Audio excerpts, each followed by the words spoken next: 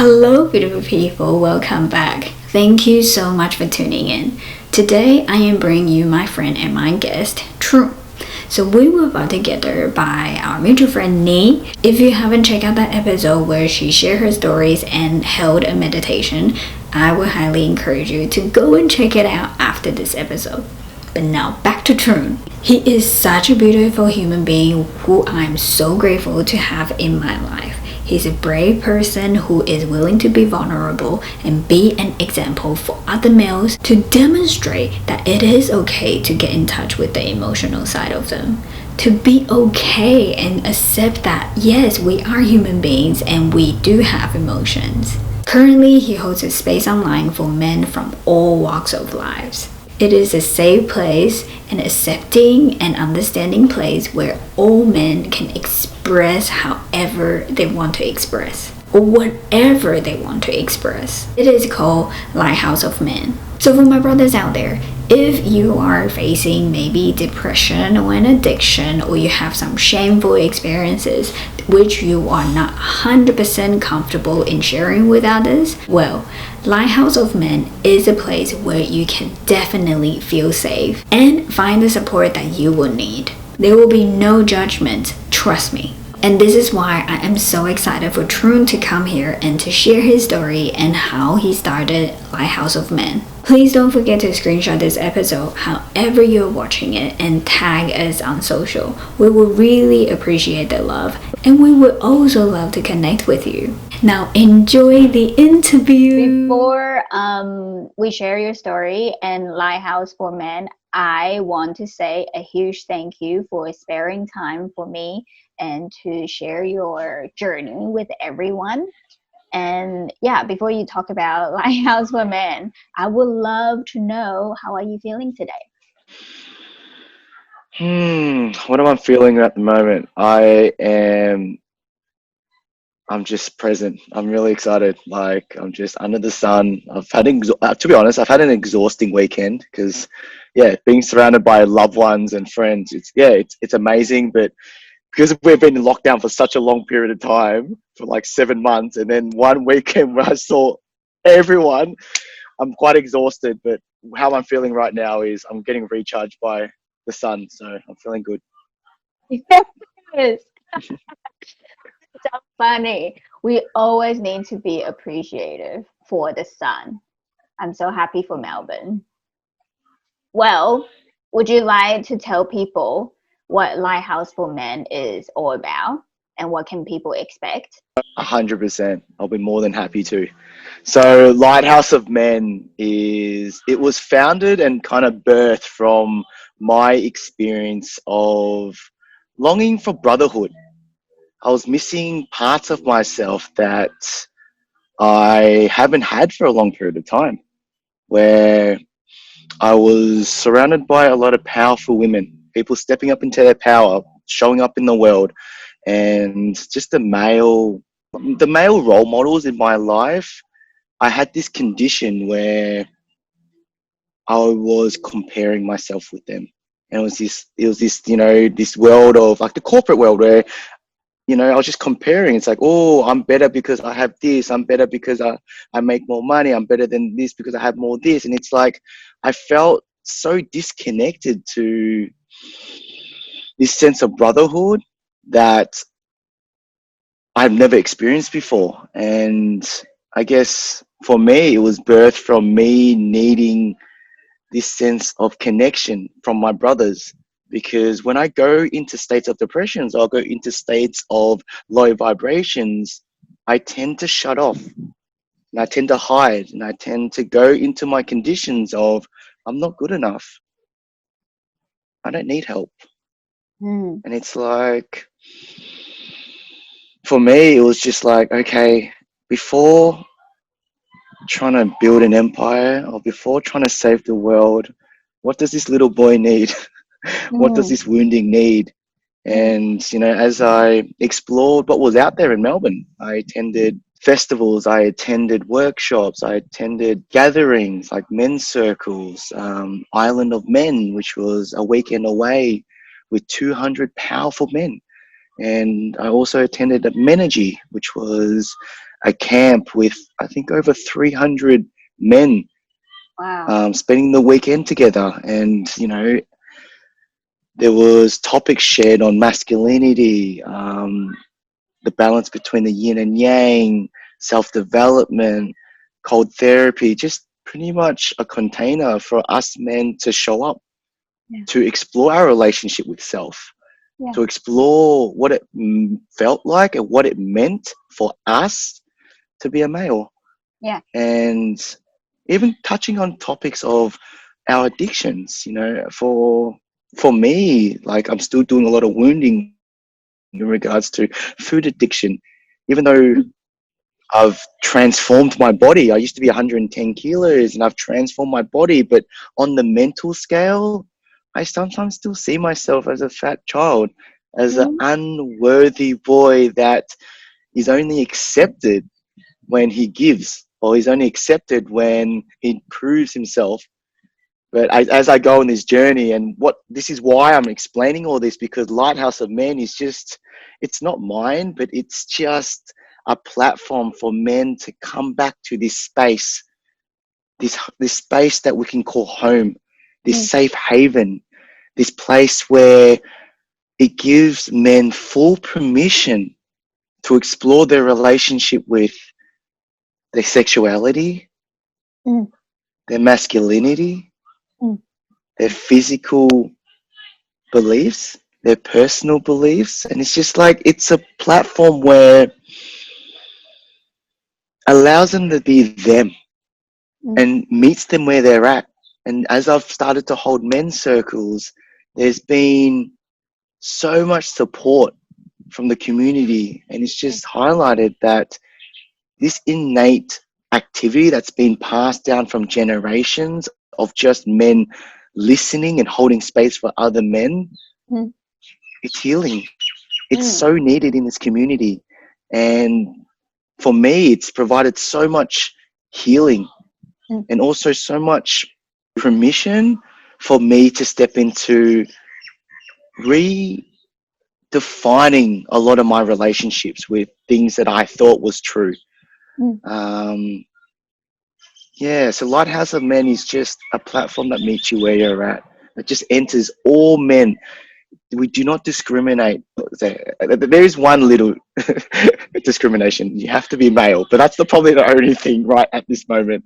But we don't discriminate between race, race, size, color, religion. You know, everyone's accepted. And as I hold more men's circles, there's so many different men from all ages of life, and like the wisdom that someone shares Mm. when they've lived on this earth for 80 years, just energetically, you start to feel their stories, their footprints, their blueprints, that what they share is so rich in wisdom.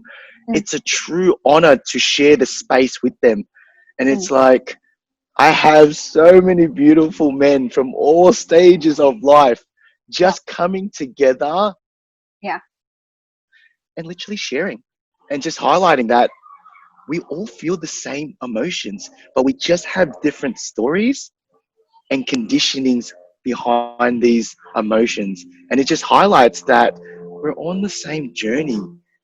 We Mm. feel very similar emotions. And when we come together, we're like, bro, I've been feeling that as well. And it's like, if we give ourselves permission to be authentic, Mm. then you give the surroundings permission for them to tap into their authenticity. I love everything that you have just said.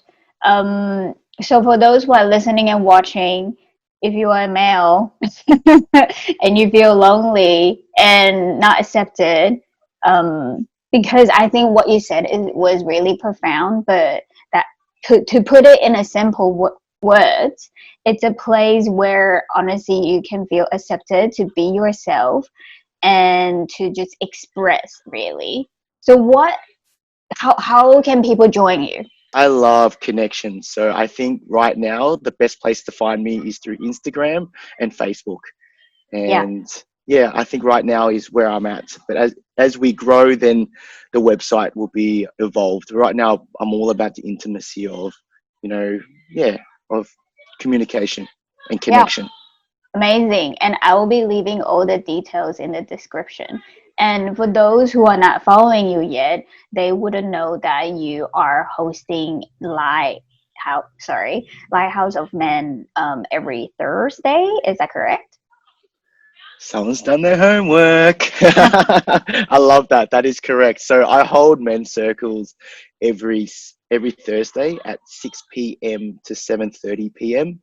Australian Eastern Time. So yeah, it's an open circle where the Zoom link will always stay the same, and yeah, sometimes Yeah. I haven't reached every quarter yet, but every quarter we'll have guest speakers. So we'll have people experts in their field sharing their relationship on a topic, and then we'll break into breakup rooms so you can continue a conversation with these teachers.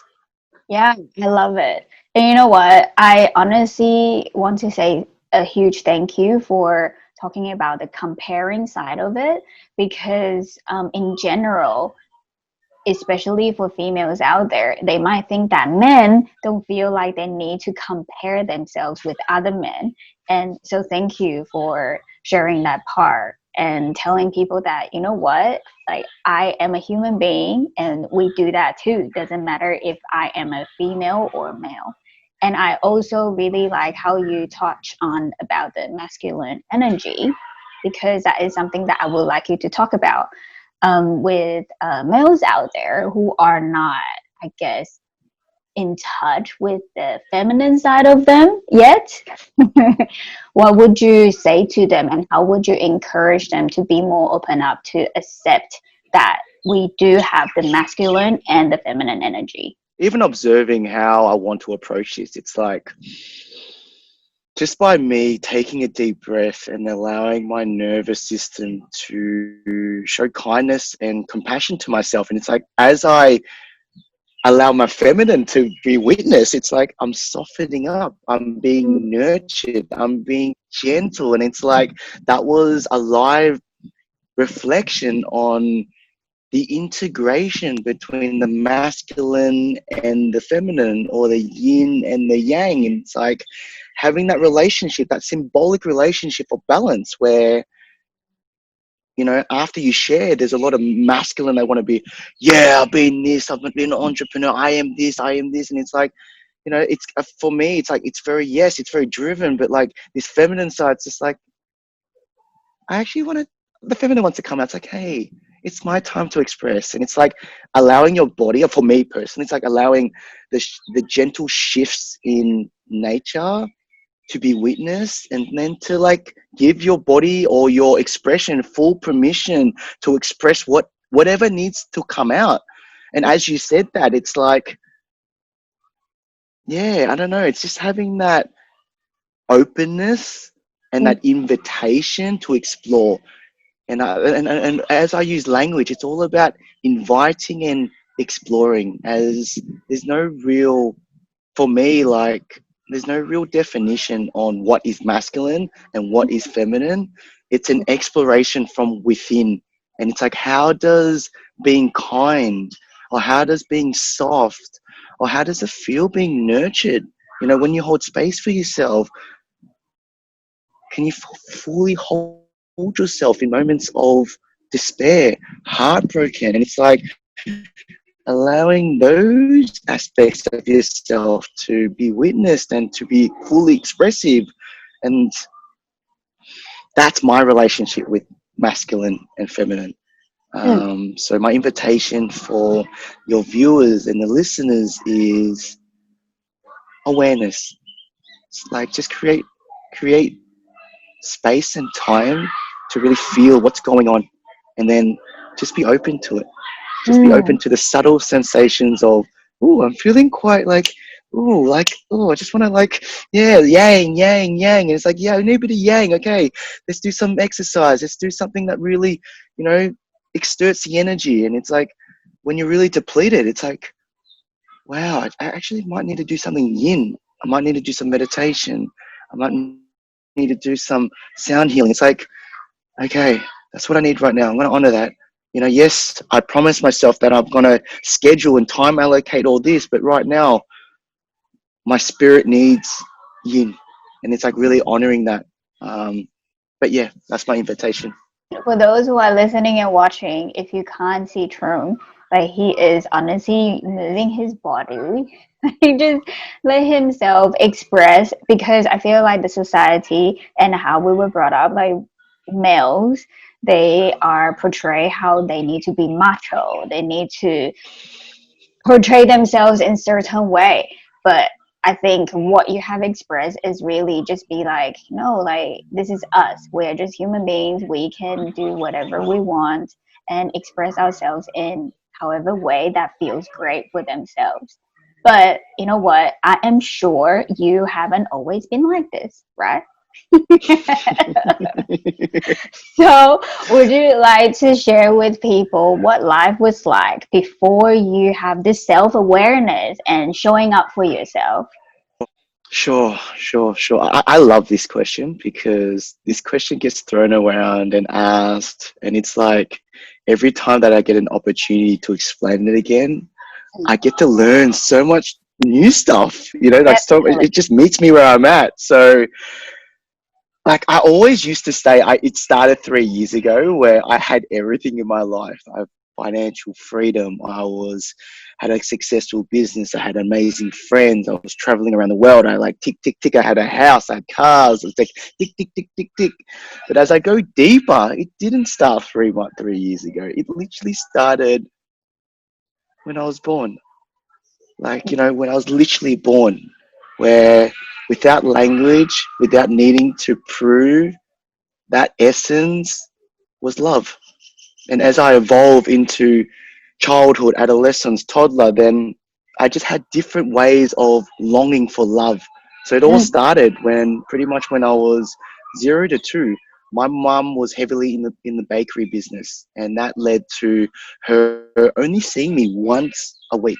So I would stay in a foster care, or I would stay with family and friends for most of the time, and I would only see or only feel into my parents once a week. And mm, as that conditioning and as that longing for love, acceptance, self worth, that's something that I had to journey with. And only recently, maybe 3 to 4 years, I started to have that awareness that I am so much more than just my experiences. I am mm, my conditions, and I am also my blueprint of what my mum went through during her birth. And as a kid, that's always needed validation, mm, self love, acceptance. My childhood reflected that, where I didn't have many friends outside of school.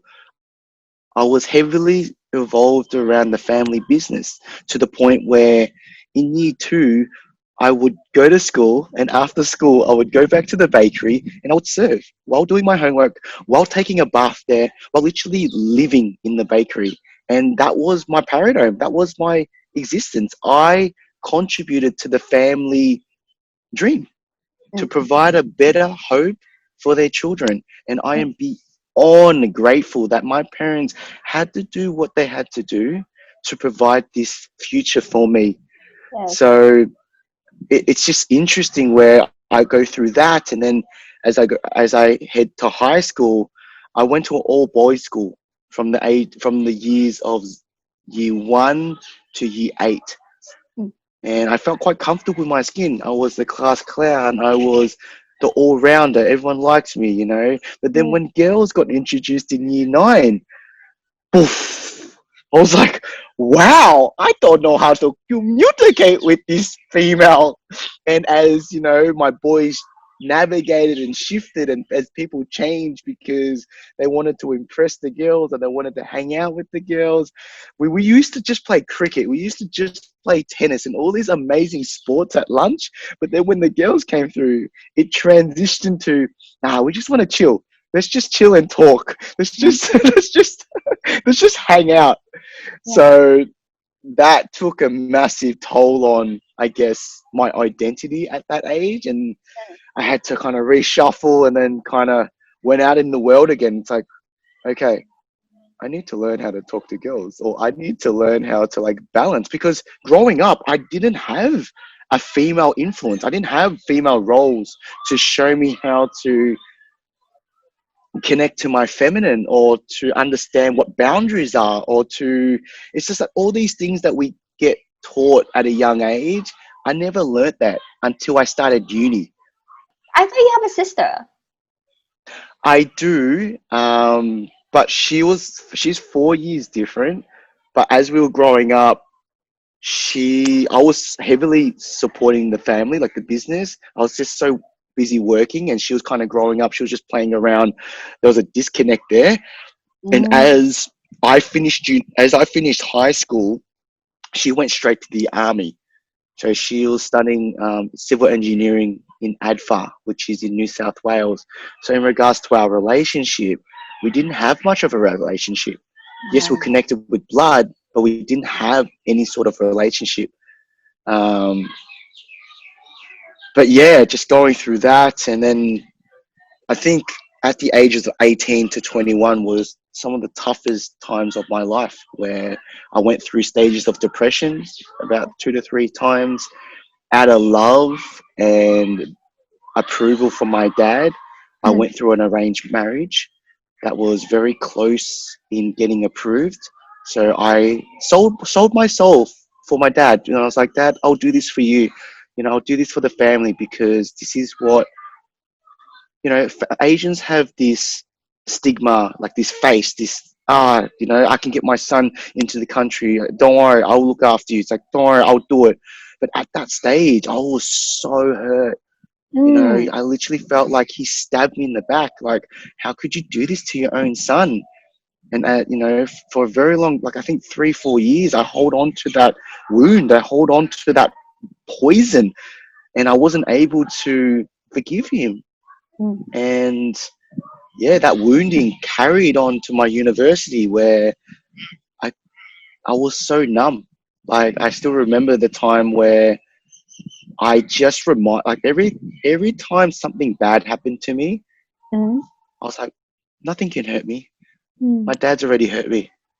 Nothing can hurt me. And it's like, as I experienced life, I was so numb. Like, I was just like emotionless. I was just like, it is what it is. There was no source of ecstatic. There was no source of, being just fully empowered in my emotions, because I shut my emotions off for a long period of time, until I started walking down the path of self inquiry, self improvement. And as running a business, that kind of overlaps a bit, because mindset, to run a business, you have to pretty much be accountable, responsible. So that kind of opened up pathways. But the real self-development and self-awareness started around 4 years ago. And that started when I hit a point, as I mentioned before, I was financially free. I had time freedom. I was able to travel the world. I had everything that I could dream of, but I was still missing, and I was still feeling this empty void. And as I tried to attach to all these external things, music festivals, substances, drugs, partying, all this external validation, yes, I connected it to growth, and yes, I connected it to belonging, but at the end of the day, I was disconnected within. Yeah. But yeah, like that and now it's just blossoming. Like, yeah, now I'm really connecting with like-minded individuals. I'm really stepping into communities and putting myself out there. Yeah, in the process, doing podcasting, speaking, training, just putting myself out there, and just empowering other individuals, that everyone has a voice. Yeah. Everyone has their own story. And it's like, and this is why I love being on this show, because you embody that. You embody the message of everyone has a story to share, and let's hold space so we can listen to that story. Yes. That was honestly so raw and so beautiful, because it is, first of all, I'm so proud of you for saying all this and for being willing to share that story, and knowing that there will be strangers out there that will be listening. So good job on that, because that is a big step for people to step out of it. So, and I also really like how you have circled back to how you were financially free and you had everything. And then, okay, you know what? Let's touch up on that. How did you feel when you had it? You thought, in general, in society, people feel like if you had a business, if you have X amount of money, if you are financially free, then that's it. That's life. That's amazing. But how did you actually feel? Share it with everyone. Something's moving through me right now, and it's this motto of work hard, play harder. And that's been my motto ever since I started business. And what I want to touch on is I don't regret anything I did. I needed to experience and hit that point, and I felt great. Like that was my dream. And it's like I felt amazing. I went to uni, I didn't graduate, but I had the most amazing time. I met so many beautiful individuals. I networked with over 1,000 people, and it's like that was the journey that I had to go on. And then as I continue with business, I went through my journey, but at the end, I was just like, "Far, I did this. Everything that I wanted, I have." And it's like I really felt into it, and I rewarded myself. I went traveling. I enjoyed life. I balance, because one of my biggest pillars is work-life balance. So what I really highlight the importance is enjoy the journey. The destination will always shift. And it's like, as we evolve, we constantly redefine our vision, but the journey will always come in the present moment. So at that present moment, when I had everything, the ego was fulfilled. The ego was enriched in emotions. But as I grow as a spiritual being, then I started to realize that the ego is only aspects of my whole existence. And there's this own intelligence from the heart, the soul, the spirit, the cosmos that I started to walk the path on. But at that stage, my ego was like, I made it. And to prove my parents wrong, my ego was like, my parents are proud now. I dropped out of uni. I got 85 as an enter score. This must mean that I have got my parents' approval. But I'll share a secret with you guys. As I show up for myself, as I disconnect from the pain that my parents, I thought that they had caused me, they just want unconditional love, and they show and embody unconditional love. So when you show up for yourself, be authentic for yourself, then you start to ripple in your community, start to ripple in your internal networks. And that's what love is for my parents. And I have got the most beautiful relationship with my parents. And that didn't come from me ticking all the boxes, me providing them with properties, houses. It's not that. It's me being present with them when I'm around them. It's them being able to play the role of being a mother, and me being a son and letting them hold me. To truly give them permission to hold me is the biggest gift I could give to my parents.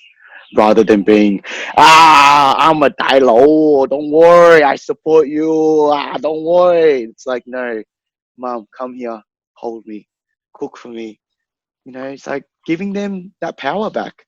You have expressed how everyone must have felt, but you said it very beautifully.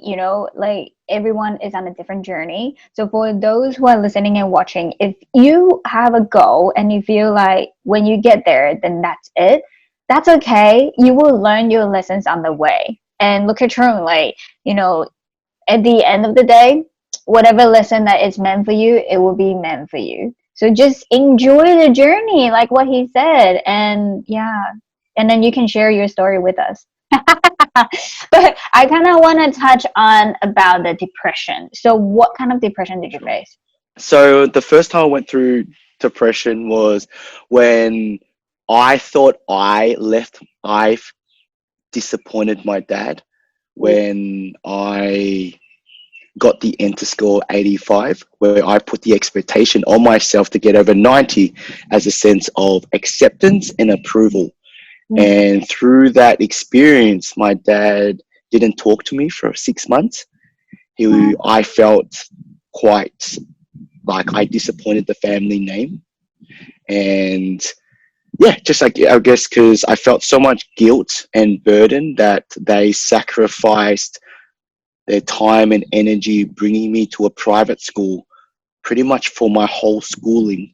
I put that burden within myself that I needed to succeed in a way that the system wanted to show that this is successful. And this is what, so that was my first depression. And then my second depression was after the arranged marriage, what didn't go through. And I told my dad that I can't do this. It's killing me. It's causing disease in my body. And I've never been so angry. And that took a long time to really heal, because at that stage, I was 4 years in with my business. And at that level of consciousness, my identity was revolved around my business. I was an entrepreneur. I was successful. I am financially secure. Like everything was just I attached. It was just I, security, safety, ego. And it's like that was attached around my work. But as I went through depression, I felt like I couldn't show up for myself. So therefore, I couldn't even have the confrontation to have the dialogue within myself, let alone the dialogue with my dad, let alone the dialogue with my clients. So as a human being going through an experience, I shut off from the world. You know, I started to have these thoughts of, I'm not good enough. Why? They don't need me here. And you start having these thoughts of suicidal thoughts, you know, states of suicidal where you just want to, it's interesting, the word suicidal. Like at those moments, yes, you can talk about taking your life, but in hindsight, it's just, I just want this feeling to end. I just want this sensation of not knowing how to get out of this vibration to end. So it's like, this is what beautiful thing about language. It's like, it's just states. It's like the weather, you know, it comes through. It doesn't define you. It just comes. It will be fully expressive, and then it goes. And it's like states of depression is such a big part of my life, as I'm an empath and I hold on to a lot of people's energy, and I can really feel into other people's intention and energy field. So yeah, so in regards to that, I just, at that level of consciousness, I didn't know I didn't have the tool sets or the experience to get myself out of it. So that was the second time. And the third time was only recent. It was only maybe at the start of this year, where I packed my bags. I bought a one-way ticket to, first it was Bali. So I went to Bali, I saw Nee, and I went to a wedding, and I was like, okay, let's try to find my dharma. Let's try to find some sort of purpose. Let's try to find my calling. But I just carried this baggage of trauma, burden, this and that. But then I bought a ticket to Peru with the intention to find myself again, to escape. So that was, I think, the second time that I hit depression. No, third time, sorry. So yeah. I feel what you have said about the first time, about the approval. So for those who are listening and watching, whatever you're going through, if you feel like you are not accepted, and if you have suicidal thoughts, I just want to say that you are not alone on this journey, and that we all have gone through things, and I really would love it for you to reach out and speak to people. And yeah, like, we are here for you, because we know that it is a tough journey, but you don't have to go through it alone. And like you said, with the approval thing, it's not just with parents, but also with friends, right? And with society. And yeah, thank you for sharing that. And I am so proud of you for saying that in the beginning of this year, you still want to find yourself and keep on growing because we are still living, right? So, of course, we are continuing to grow. Of course, you will still face those downtimes. So, it is normal just because you have the self awareness now and you have taken the self responsibility doesn't mean that you are always on that high. So thank you for sharing that. But on that note, I would love to know that in the past, let's say 4 years, because that's when you said you really start opening up your, I guess, consciousness. What would be the top three challenges that you have faced and overcome? Only three? Okay. Top three. Okay. I would say the relationship with the term death and rebirth. And Okay. what I mean about that is, yes, the physical death, but also the energetic deaths, the deaths of the ego, the death of the self identity, the death of the old patterns, the death of the subconscious patterns that has been rewired for pretty much since childbirth. And it's like to continuously create environments that support the journey of death, and then creating space to allow yourself to not re-collaborate back into rebirth, and then coming back into this vessel with this new perspective, with this new opportunity to explore the unknown, where the ego plays in a massive part. And I'm very grateful for the ego as it keeps me protected. It's a compass on how to keep me safe. And it's like a storage of, okay, this is what I do to keep myself safe. Thank you for showing up. Thank you for bringing up things to be aware of. But now I'm going to tap into my heart. I'm going to tap into this intelligence and lead from this place. So I think one of the hardest lessons that I've learned on this journey is constant death and constant rebirth. And it's like, I am not who I am today. Even after this conversation, I'm not the same person as I am 40 minutes ago. I've completely changed. Things that you shared with me, things I've shared with you have literally moved and shifted. And it's like constant adapt, like this relationship with adaptability. It's like we are constantly dying, but rebirthing, adapting, and integrating. And it's like, that's quite difficult because we've been conditioned to do something well, hold on to it, hold on to this degree, hold on to this wealth, make money, hold on to it, you know. And it's like, that's the system, that's the conditioning. But to rewire that, yeah, it's challenging. So I would say that's one of the biggest challenges. Another big challenge would be friends.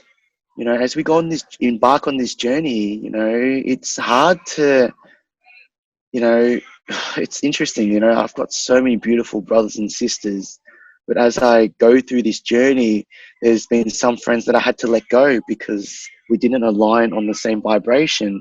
And we have so much love for ourselves and we just want to share and impact the people around us. But for me, I just had to honor myself, and I had to create those boundaries within myself to really provide the best opportunity for myself to grow. And it's not and it's like, really, sometimes I've let go of relationships of 10 years, you know, like I had to let go of friends that were just holding on to the past, we're just holding on to what we had. But moving forward, we're on different pathways, and it's, I still have love for them, I still show them compassion. But right now, this journey that I'm on, it's two different journeys. And when they're ready to meet themselves where they're at, then they know that there is a space in my heart and there is a space on my path to walk this path together. So it's just a really big reminder for me that continue this path, connect to source, connect to love, connect to oneness, and, you know, your brothers and sisters will come when they Yes, come. yes. And the third Um, one?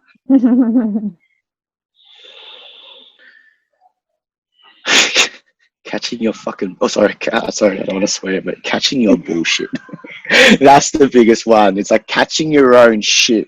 You know, you can spiritually bypass. You can like play all these mind games with yourself. Like, oh no, it's all right. No, it's this and that. But deep down, you know when you're crossing your own boundaries. You know when you're not being truly authentic to yourself. Hence why I go through states of depression. It's when the body goes into disalignment. It's not in that homeostasis, full balanced state. It's out of alignment, and it's like, all right, now I have to really have that conversation with myself. Am I being intentional with my time? Is the time that I'm investing moving the needle to where I want to be? And it's like that constant dialogue within yourself. That's bloody challenging, because the Yes, ego likes instant gratification, but the yes, soul knows what's up. yes. You know what? I think what you have pointed out is very interesting because it's I like the pointing where you want to be. For those who are listening and watching, I know it's hard because you are surrounded by people, your friends, family, and society expectations and etc. So sometimes you get lost about, okay, so where am I actually going? Who do I really want to be? So if you are someone who is perhaps in that stage, I would encourage you to spend a lot of time by yourself. I know it's going to be confronting. It's going to be so freaking uncomfortable, but you will thank yourself. In the future, your future self is going to be like, oh, thank you for spending an hour by yourself. And you with the death thing, thank you for bringing that up because I feel like it's so hard for people to let go. And like you said, it's so hard to let go of your friends and stuff, like everything, and even letting go of the old self. So you should honestly be so proud of yourself for letting go and facing the death of so many things. But you have brought up one very great point, which was the old pattern. What were some habits that you have, the old patterns that you had to let go of and that weren't serving you? There's two that's moving through me right now, and it's quite Mm-hmm. present in what I'm going through at the moment. And it's this relationship with energy, relationship with money, where I have a belief that money can solve everything. Still have this program that's still evident in the way I show up, and it's like, make more, things will get better. Think more, things will solve problems. But as I tap into this new relationship and this new definition with money, and to see it as energy, and it's like having this relationship with energy, the more I make, the more I can impact, the more I can contribute, the more I can add value. And it's like not demonizing money um, this money taboo topic that a lot of people shy Mm, with, but to really redefine my relationship with it. And as I step mm, onto different platforms, I say this with a full heart and a humble heart. Like, I know that I will be creating a lot of energy, but I want to know how I can contribute. I want to know how we can create more charities, more impact, more contribution. And it's like, then it's like really connecting to your why. And it's like, that's my why. The more I make, the more we can create this energy, the more we can contribute. And this is why this podcast is so important, because we need to share entrepreneurs, soulpreneurs, business owners, visionaries. We need to share their vision and their story. So this relationship with money can be put into conscious people, so we yes, can make shifts in the world. yes. A lot of the money is going into the small percentages that aren't putting the people first. Mm, So for us as humanity, we need to step into our power and to create this new world that everyone is abundant in money. And it's like, that's something that I have journeyed on, this relationship with money. And it's just evident on how it shows up. And now I'm really, using the momentum, but now really re-engineering this relationship and this terminology that I use around money. Mm. So that would be one of the biggest sub things that I'm rewriting in the subconscious. And another one is, because I didn't finish my degree, I still hold on to the vibration of I'm only valid if I've got a degree, or my points are only valid, or I can only speak, or I can only share if it's been proven, or if I'm a master in the field. But what I'm Mm. reconditioning is, this is my story. This is Mm. my experience. No Mm. one else is more qualified to share my story or your personal story than yourself.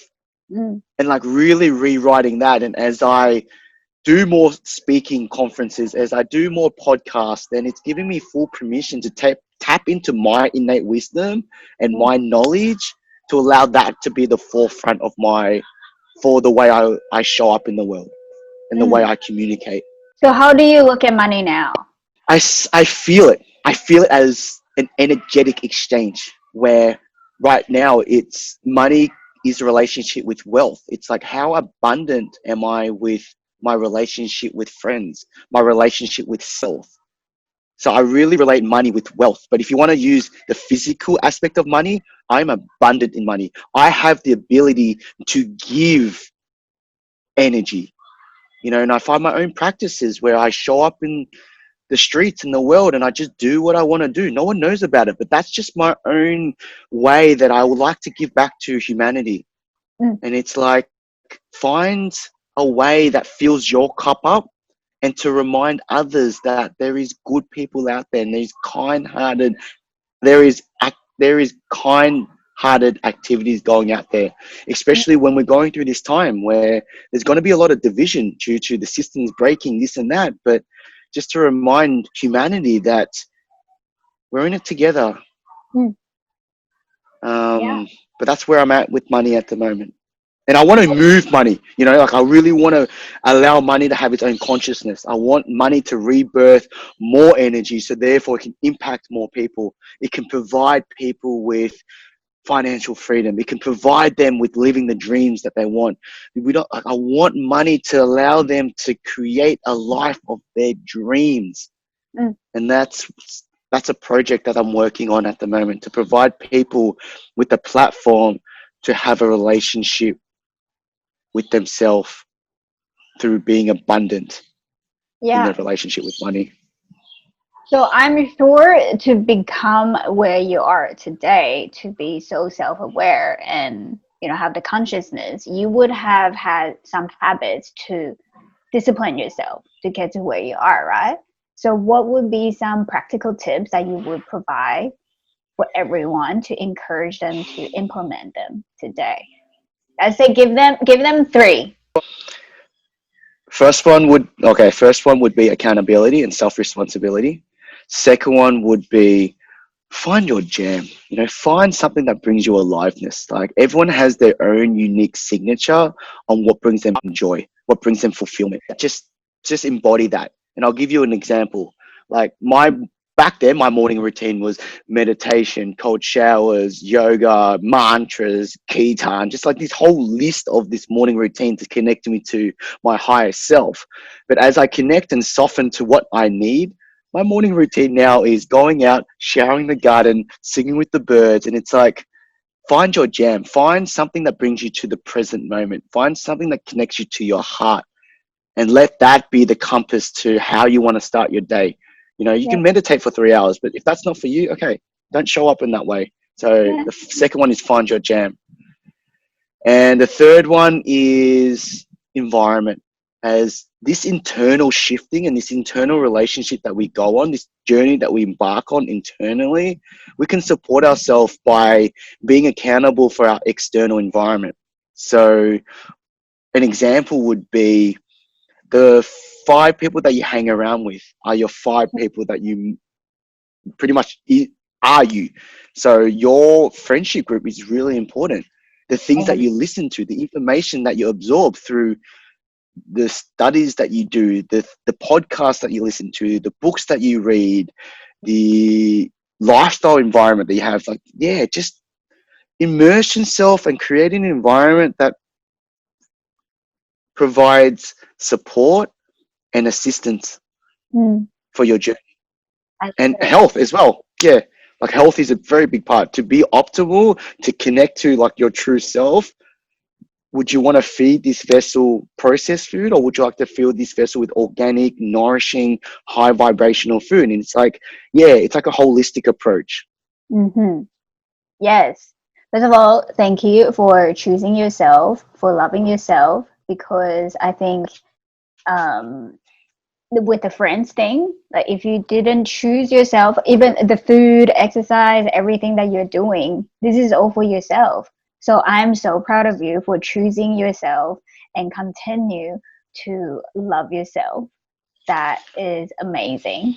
And the routine thing, thank you for bringing that up, because in a way, I think the society is also portraying that if your morning routine doesn't consist XYZ, then you are not a great person who is having a great morning routine. But like you said, like, we evolve. So of course your morning routine will change. Like, why would you want to have the same morning routine 5 years ago when, yeah, you're just a totally different person? That is just so strange. So thank you for bringing that up. But the first one, you say the self accountability, self responsibility. I think that is a great thing. But what would be the one thing that you want everyone to take away to honestly take self accountability and self responsibility? Yes. So something you can do is with performance, it needs to be measurable. To make it measurable, you gotta track it. So,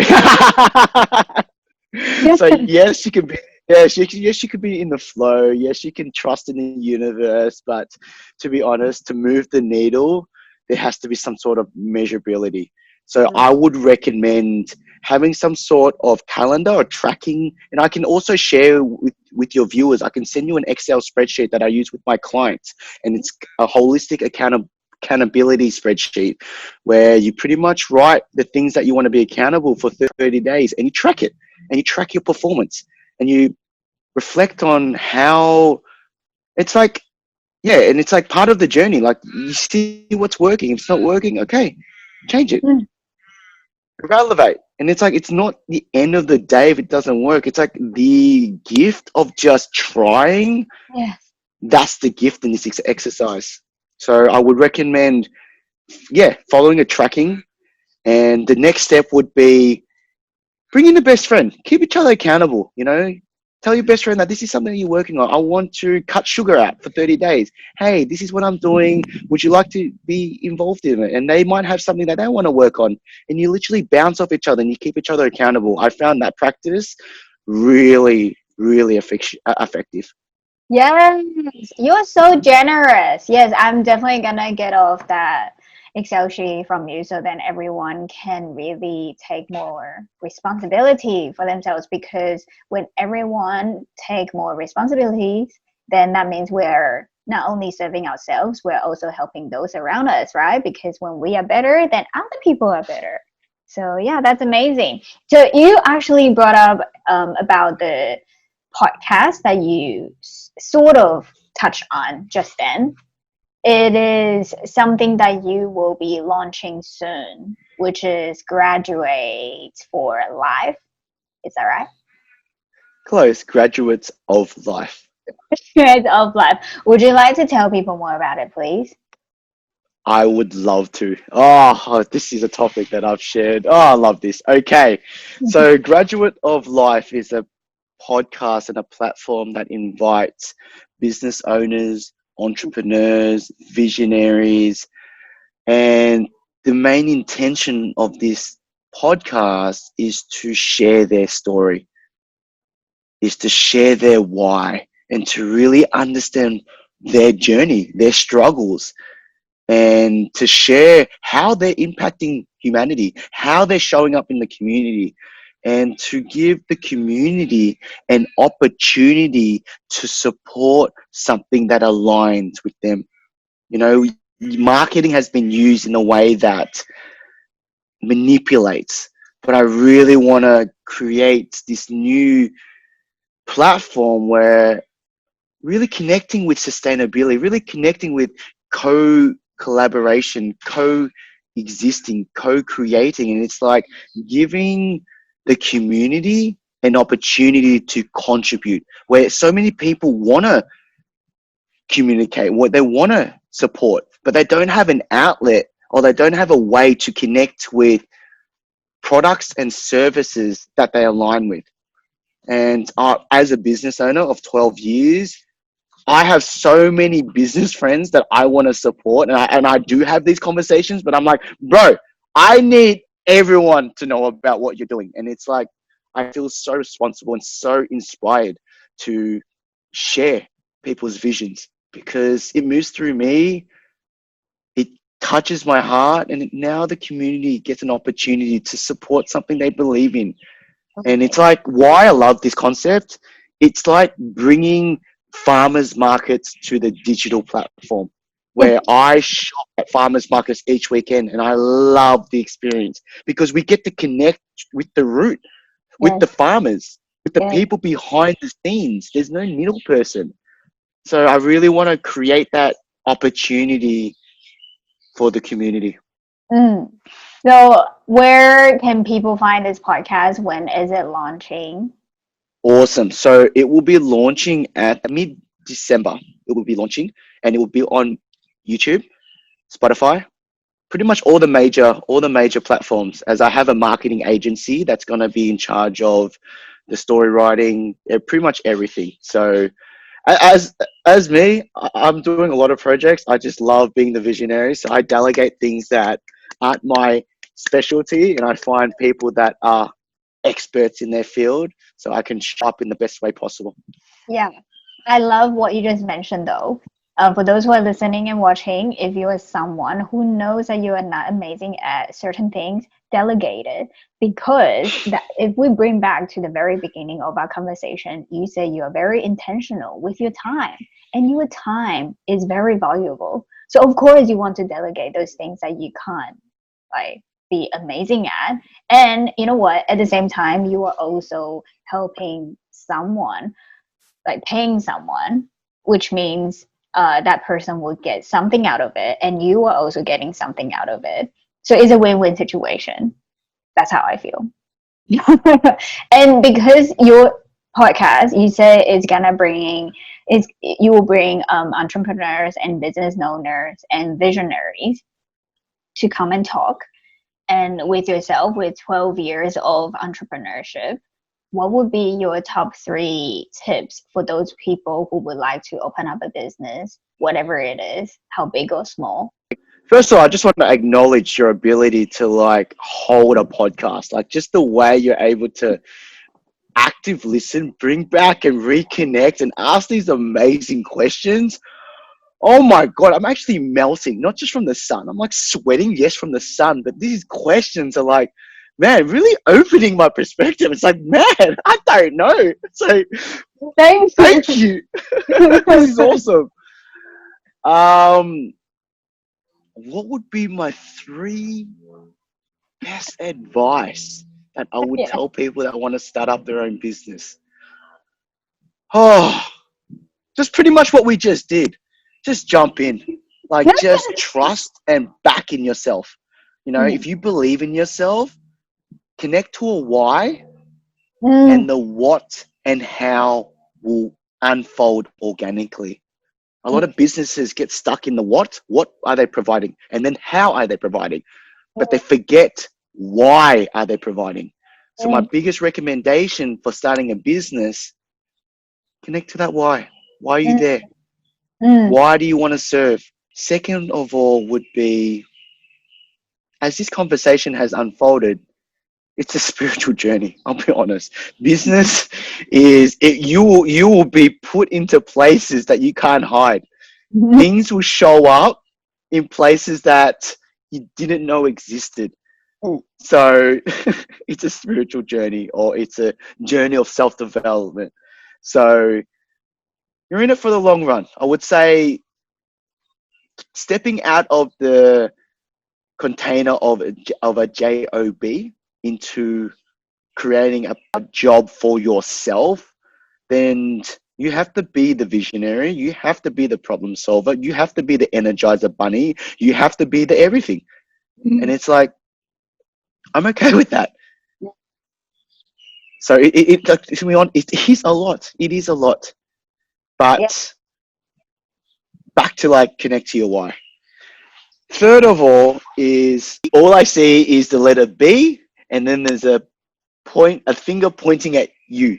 So what that means to me is be you. Just be an expression of yourself. Let this business be another way you want to express yourself. Yeah. So if you're starting up a jewelry store, I love pink. I love being expressive through beads. Be that. Let that be an extension of yourself. Don't be defined by the business and the concept of the term entrepreneur, business owner, ownership. Be immersed in this is an expression of my creativity. This is an expression of the way I hold space for myself. This is an expression of how I communicate. So allow it to be different facets of yourself, and then you realize that you are like, this business that you're birthing will be so pure, and doesn't matter. It's like make it yours, and your customers are just a byproduct of your performance. By you sharing and by you showing up, they have an opportunity to be involved. And by the financial exchange of them buying your goods or services, that's just a byproduct. That's just a bonus. Don't be focused on the sale. Don't be focused on the money that you get. Be focused on what it brings to you. And people will fall in love with the why. They will fall in love with your essence. They will fall in love with your message. And when they buy, it's not even when they buy, they want to be involved. They want to contribute. They want to have an opportunity to be part of something that you're about. So that's how I see business. 100%. I think the very first one, finding your why, is the utmost important thing, because if your vision is just about money or whatever it is, then when something goes wrong, your passion will be gone, honestly. So finding your why. And if you have trouble finding your why, I would highly recommend people to read the book Find Your Why. Start with Why, sorry, by Simon Sinek, or you can just listen to him. And he's amazing. And he also have other books about something about finite. That one is really good as well. And if you don't like Simon, I would highly recommend you to listen to Adam Grant. He's really good as well. And with the spiritual journey, thank you. It is a spiritual journey, because you know what, guys, if you're listening, we're spiritual beings. Like, it is a spiritual journey. And the last one, be you. Heck yes. Like, there's no other person than you. That we are all so different. So why be someone else when you can be you, right? So thank you for those 3 tips. But what you also mentioned about the podcast is the community, how you want to be there for the community and you want to do a collaborative work. So in general, how do you think each individuals can just be there for each other? Support. It comes in forms of, it starts with, okay, just take a simple concept of, I've got $20. Where do I want to put that energy? How do I want to use that $20? I go to a farmer's market. It's like, oh, I want to support the guy that sells the nuts. Oh, I want to support the guy that sells organic veggies. Or I go to Macca's and it's like, oh, it's cheaper. It's this, it's that. I get more. But it's like, okay, now I've got the conscious decision on where I want to support. And I feel like as we create this conscious community, the communities will start just supporting one another. And we step out of the system of this materialistic system of just yeah, just yeah, stepping away from that. I don't want to get too much into that, but stepping away from that, this consumerism, this materialism, and going back into the caveman days where everyone played a role in the tribe. Everyone had their unique role in the community, and we Mhm. just barter, we just trade, we just share, we share our wisdom, we share our gifts, and it's like bringing that essence back into the community. I love it. You know what? I want to dare everyone who is listening and watching. I dare you to go on a day with $0 and see what you can do. Because you're going to see humanity, people are willing to help, and you will open up many aspects and be like, wow, like this is what humanity really is like. So yeah, that's a good point. Um, well, before I ask you my last question, actually, I have two questions that I want to ask you because you have opened up yourself and be so self-conscious. This question might be a bit touchy. So, if today was the last day of your life, how would you like to spend it? First of all, thank you for giving me the warning, and thank you for yeah, like right now it's just like this is what I'll be doing. Like just me being me. Like right now, this is what matters. Me communicating to you, me being in nature, being around my dogs, because this is what serves me now. So this is the question that I ask every day that I wake up. Is this activity in line with who I want to be? And it's like, to be honest, if I passed away right now in this physical body, I'm content because I know that I'm showing up. I Mhm. know that I'm in my element and I'm in joy. I'm in bliss. And as different things come up, I really truly believe I can be honest with myself in that way. It doesn't matter when you pass away in this physical being, you just know that you did everything you can at this present moment. I love it. For those who are listening and watching, I hope you're asking yourself that question as well because, like you said before, it is hard to say death. You know, we're facing death all the time, and especially with the physical form, people are so unsure what will happen, and we get really, teary, and a lot of emotions will come up. So I'm so proud of you. Like, if you anything does happen, like that's beautiful. Now, before I ask you my actual last question, do you feel like there is anything in particular that you would like to talk about or would like to touch on? Hmm. Ah, I'm good. I'm content, remember? Well, my last question for you is what is the greatest lesson that you have learned in your life? What's showing up is this reframing, this reframing exercise that's literally changed everything, changed my whole life. And I'm going to share it with you guys. It's when an experience occurs, then I ask myself the question, I get an opportunity to explore my relationship with.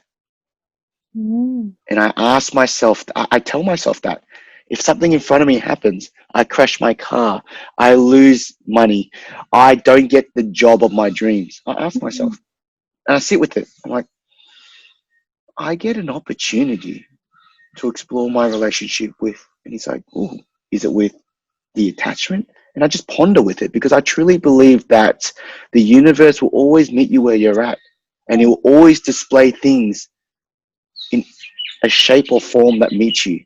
And it's that ability to trust in the process and the trust in something bigger than yourself because I back myself. I know that I'm doing the best I can. There's nothing else I can be. I can't beat myself up, but not for doing the best I can. It's like it doesn't make sense.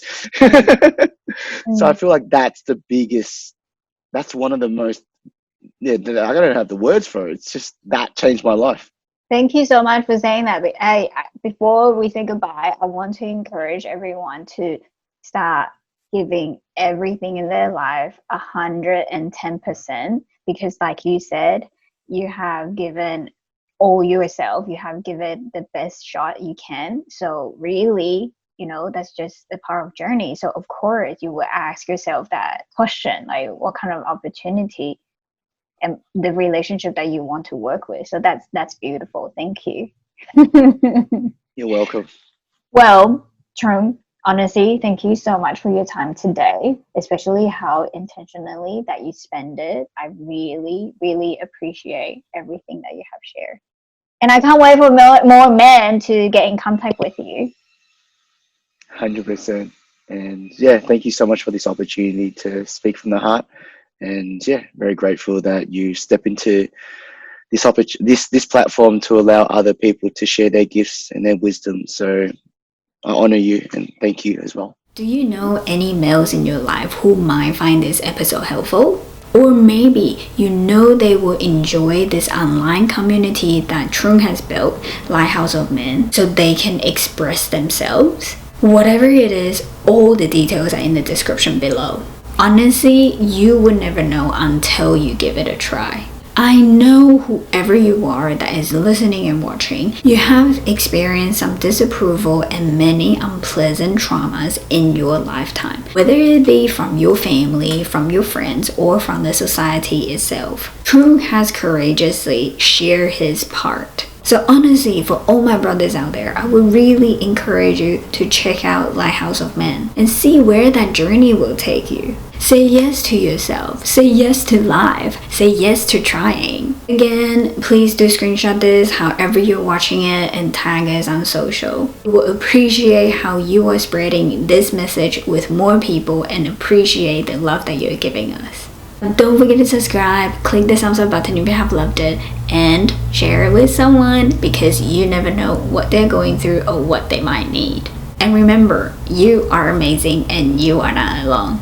I will see you next time.